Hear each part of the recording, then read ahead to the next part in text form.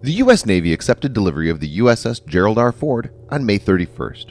Ford-class supercarriers are being built to replace some of the United States Navy's existing Nimitz-class carriers from 2017. Nimitz-class carriers have been one of the most important assets of the U.S. Armed Forces and have enabled power projection far off from the U.S. homeland. The Nimitz design has accommodated many new technologies over the decades, but its ability to accept the most recent technical advances is limited. Major limitations include limited electrical power generation. The ships of Ford class are expected to be in service with the U.S. Navy till 2065. The first ship of this class is the USS Gerald R. Ford. Like all the Nimitz-class carriers, the USS Gerald R. Ford is also built in Newport News Shipbuilding. It costs around $12.8 billion. In this video, we'll look at the 5 definitive reasons why Russia and China should fear it. Number 5.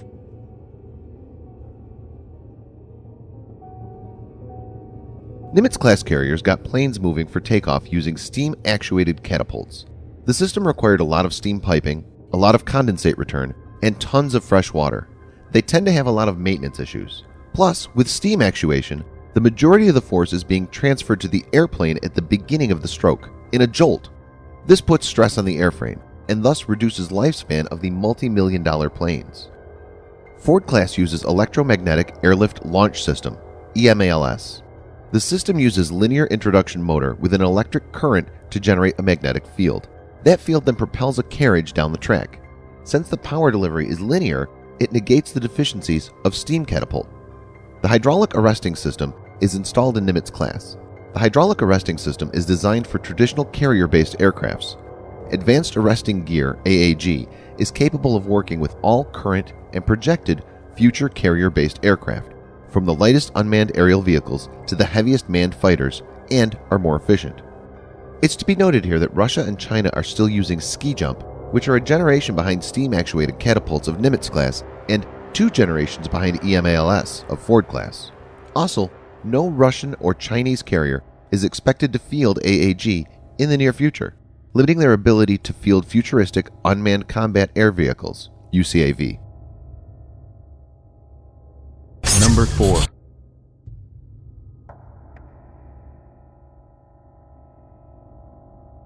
Ford class has newly designed reactors. 2 Bechtel A1B nuclear reactors are installed on the USS Gerald R. Ford. Each one of these are capable of producing 300 megawatts of electricity, triple the 100 megawatts of each Nimitz class. The huge power supply provides for the legroom required for future expansions, like inducting lasers and railguns. Also, compared to the Nimitz-class reactor, the Ford reactor have about half as many valves, piping, major pumps, condensers, and generators, which reduce maintenance cost and lower space requirements.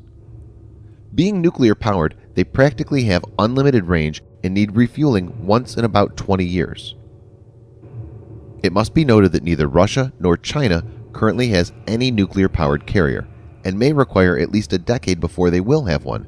The technological gap in this regard is huge. Number 3.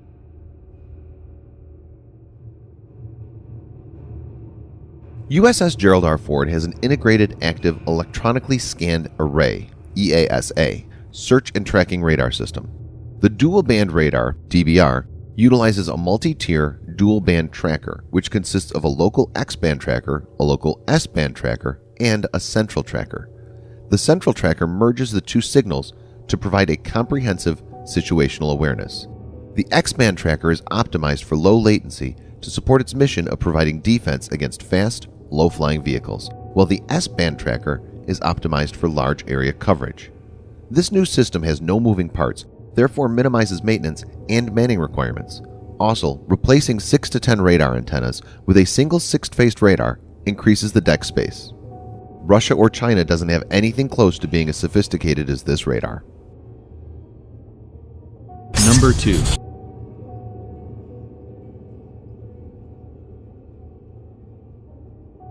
USS Gerald R. Ford implements high levels of automation, which gives it increased capability with reduced crew.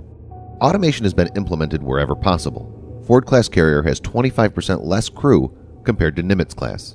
This will result in the vessel being much more efficient and also reduce faults due to human error. The Ford class also has a newly designed deck which provides more space for flight operations. It has 3 aircraft elevators instead of 4 in Nimitz. These 3 are much more advanced than the 4 in Nimitz. The result of automation and superior elevators is impressive. Ford class is capable of generating 30% more sorties, flight missions, per day than Nimitz class. The carrier carries 75 plus aircrafts. A 30% increase results in massive gains since the offensive as well as defensive capabilities of the carrier gets a major lift. Also, eliminating one of the elevators further increased the ship's capabilities by leaving room for other things like having dedicated helicopter landing pad. Number 1.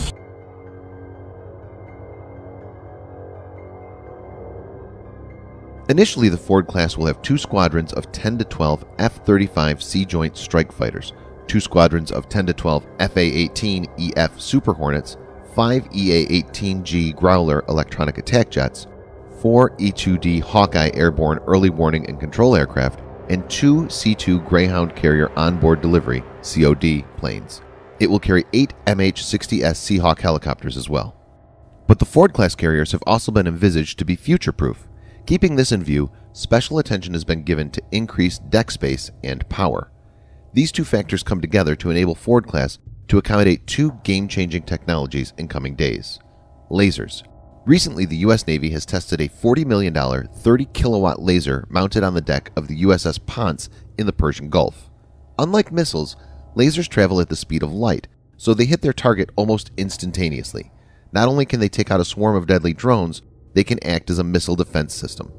Railgun. The U.S. Navy recently test-fired a railgun.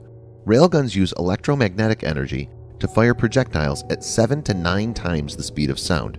There is no way to defend against these shots. Russia and China are far off from incorporating this technology in their vessels. Thanks for watching. Subscribe for more videos like this. Hit the like button if you find the video interesting. Kindly provide your feedback in the comment section. This will help us improve.